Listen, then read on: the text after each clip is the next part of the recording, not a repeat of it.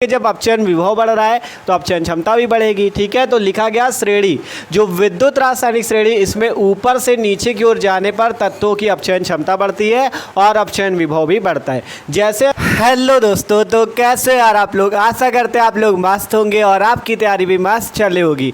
तो आज यार हम बात करने वाले, जो हम लोग क्लास 12 केमिस्ट्री का चैप्टर 2 देख रहे थे, वैद्युत रसायन इलेक्ट्रोकेमिस्ट्री।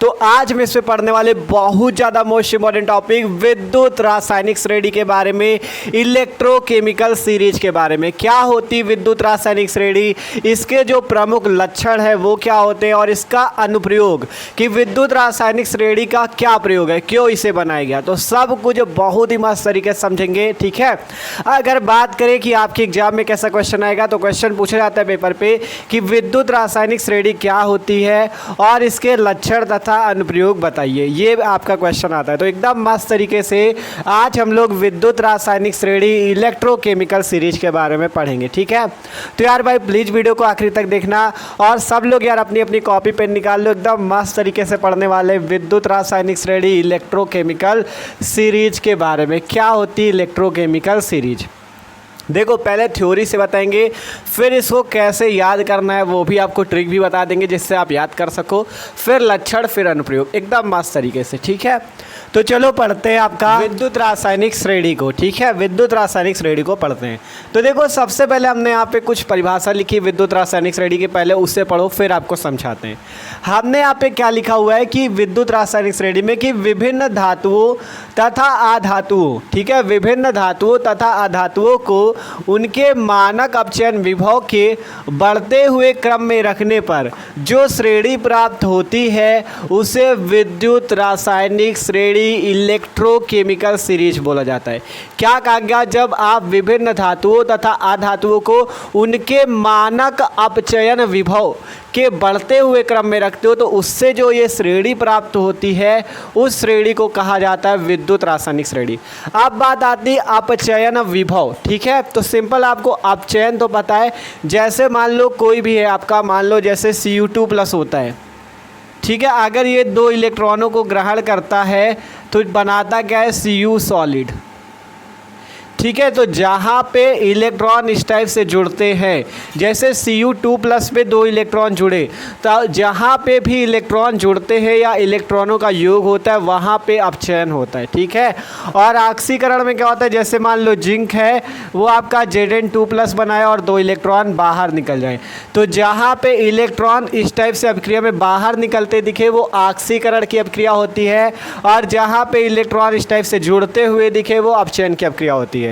तो जैसे Cu2+ 2 इलेक्ट्रॉन है तो यहाँ पे अपचयन हो रहा है। तो ठीक है, तो सिंपल विद्युत रासायनिक श्रेणी को किस टाइप से बनाया गया, अपचयन विभव के बढ़ते क्रम में, मतलब जिसका अपचयन होगा उसी का तो अपचयन विभव होगा, तो जिसका सबसे ज़्यादा अपचयन विभव, मतलब जिसका अपचयन ज़्यादा होगा उसका अपचयन विभव भी ज़्यादा होगा। वो सारी बातें तो हम आगे समझेंगे।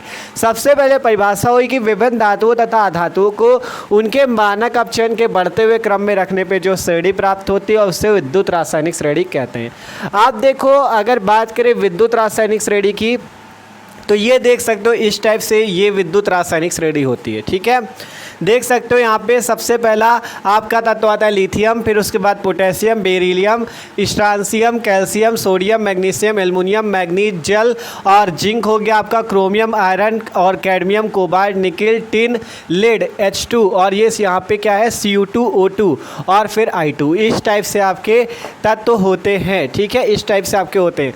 आप बात करें कि आपका विद्युत रासायनिक श्रेणी को किस टाइप से बनाया गया, मानक अपचयन विभव के बढ़ते क्रम में, तो जैसे जैसे आप इधर से उधर की ओर जाओगे आपका क्या होगा, मानक अपचयन विभव जो होगा बढ़ता जाएगा। ठीक है, इसे मानक अपचयन विभव के बढ़ते क्रम में बनाया गया, मानक अपचयन विभव का ये बढ़ता क्रम है। ठीक है, मानक अपचयन विभव का बढ़ता क्रम, बढ़ता क्रम। ठीक है, ये आपका जो यहाँ लिथियम में सबसे कम मानक अपचयन विभव होगा।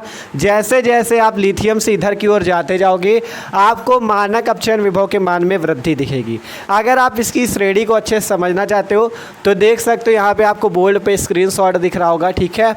बोर्ड पे आप लोग देखोगे तो आपको यहाँ पे स्क्रीनशॉट दिख रहा होगा, आप इस पे देख सकते हो, ठीक है।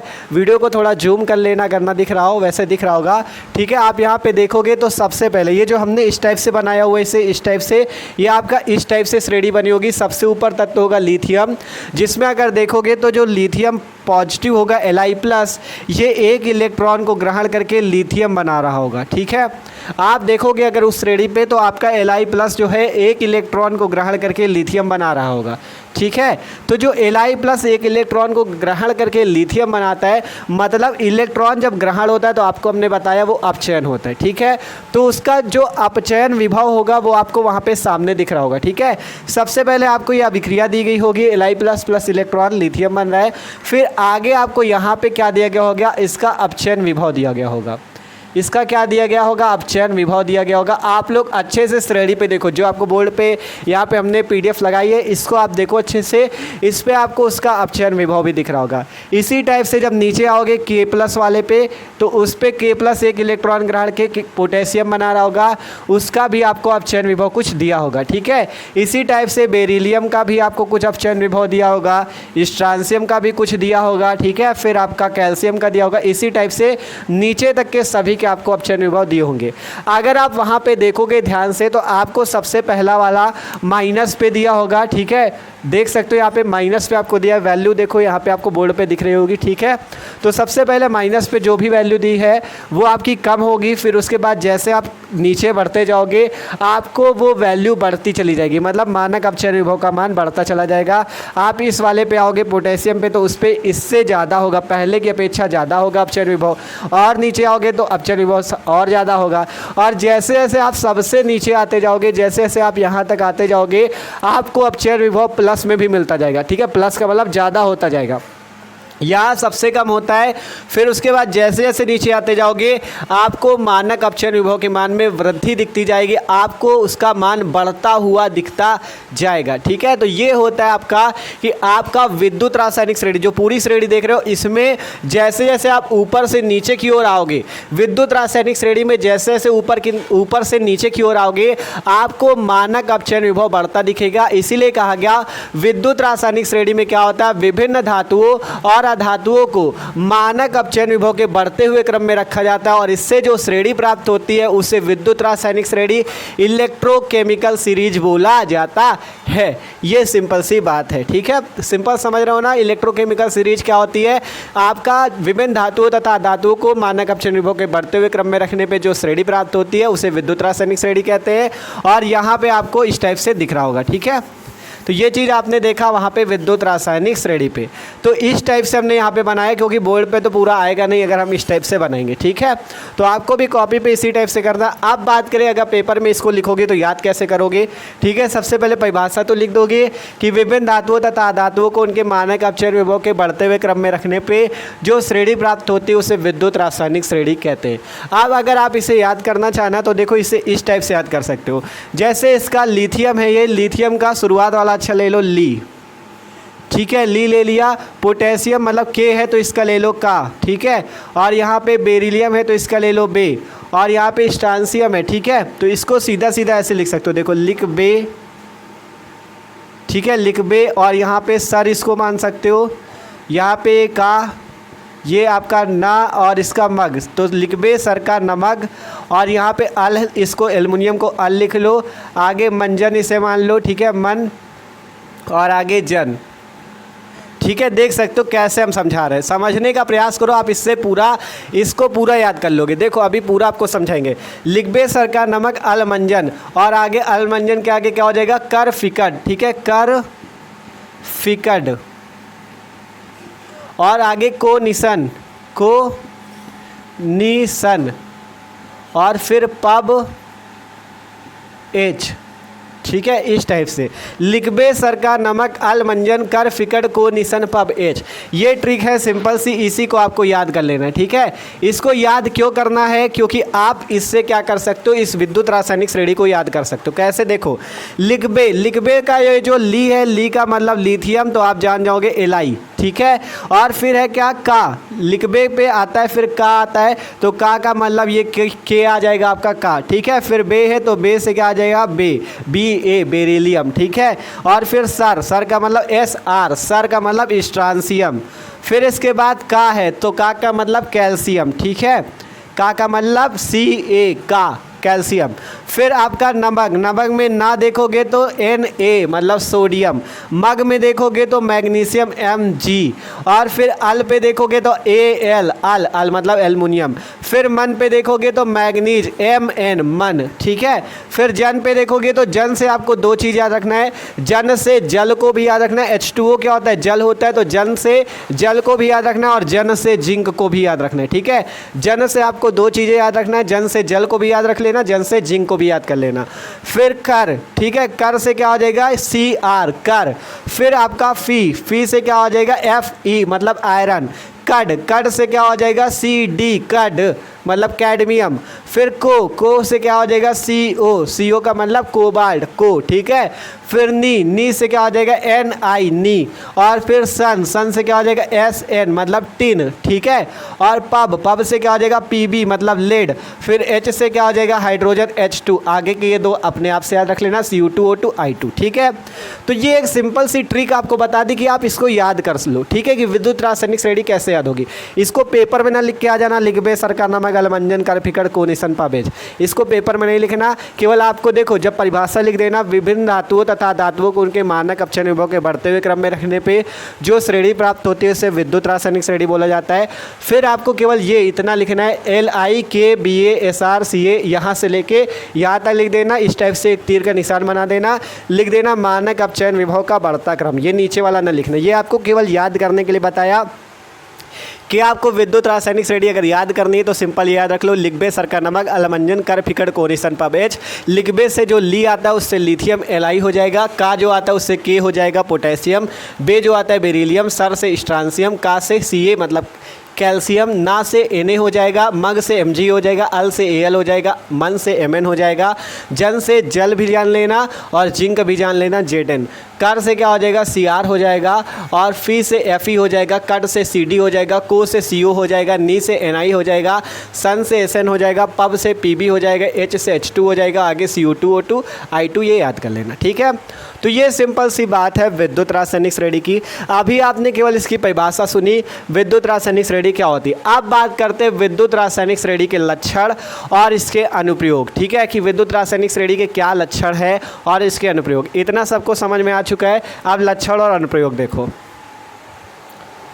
ठीक है, तो आप भैया देखते हैं विद्युत रासायनिक श्रेणी के लक्षण और इसके अनुप्रयोग। ठीक है, कि इसका प्रयोग कहाँ होता है और इसके लक्षणों को बात करते हैं। ठीक है, परिभाषा हो ही गई थी, विद्युत रासायनिक श्रेणी भी समझ लिया, मानक अपचयन विभव के बढ़ते क्रम में बनाई जाती है, ट्रिक भी देख ली वाली आपकी। अब लक्षण के बारे में बात करें, इसके लक्षण क्या क्या है। ठीक है, तो देखो यहाँ पे हमने जो महत्वपूर्ण लक्षण है वो हमने लिखे हैं।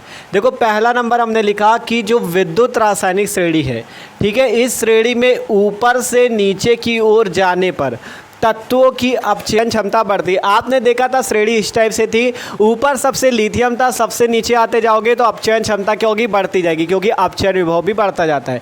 जैसे जैसे आप लिथियम से इस ओर आओगे आपको अपचयन विभव भी बढ़ता दिखेगा और अपचयन क्षमता भी बढ़ती दिखेगी। ठीक है, जब अपचयन विभव बढ़ रहा है तो अपचयन क्षमता भी बढ़ेगी। ठीक है, तो लिखा गया श्रेणी, जो विद्युत रासायनिक श्रेणी, इसमें ऊपर से नीचे की ओर जाने पर तत्वों की अपचयन क्षमता बढ़ती है और अपचयन विभव भी बढ़ता है। जैसे जैसे आप विद्युत रासायनिक श्रेणी में ऊपर से लेके नीचे तक आओगे, मतलब लिथियम से लेके इस ओर तक आओगे, तो आपको क्या होगा, अपचयन क्षमता बढ़ती दिखेगी और अपचयन विभव भी बढ़ता दिखेगा। तो विद्युत रासायनिक श्रेणी में जैसे जैसे श्रेणी से ऊपर से नीचे आते हैं आपका अपचयन क्षमता बढ़ती है। दूसरा लक्षण है, जिस तत्व का अपचयन विभव जितना अधिक होता है वह उतना ही प्रबल आक्सीकारक होता है।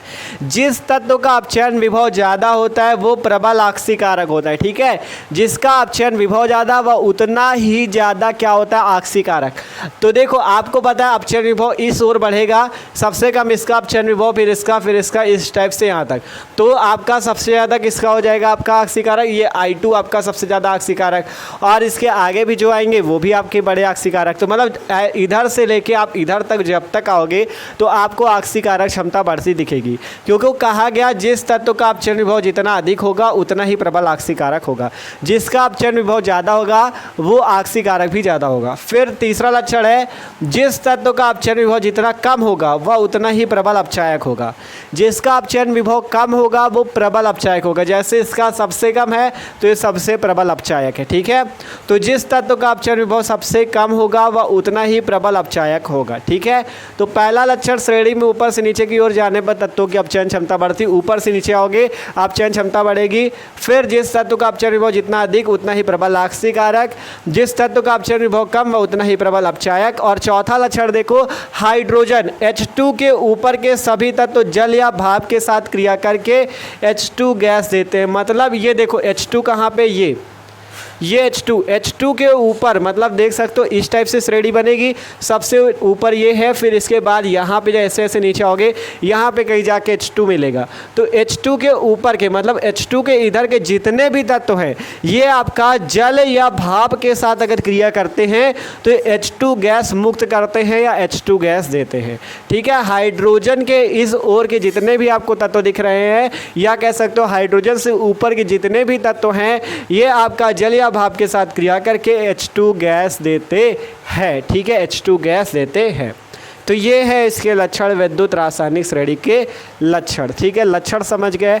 अब बात करते हैं अनुप्रयोग की, विद्युत रासायनिक श्रेणी का अनुप्रयोग क्या है, कहाँ इसका प्रयोग होता है। तो देखो अनुप्रयोग पढ़ते हैं। पहला अनुप्रयोग है किसी सेल के मानक विद्युत वाहक बल का निर्धारण करने में विद्युत रासायनिक श्रेणी का उपयोग होता है। अगर आपको किसी सेल के विद्युत वाहक बल का, मानक विद्युत वाहक बल का निर्धारण करना है तो आप उसमें विद्युत रासायनिक श्रेणी का अनुप्रयोग कर सकते हो, ठीक है।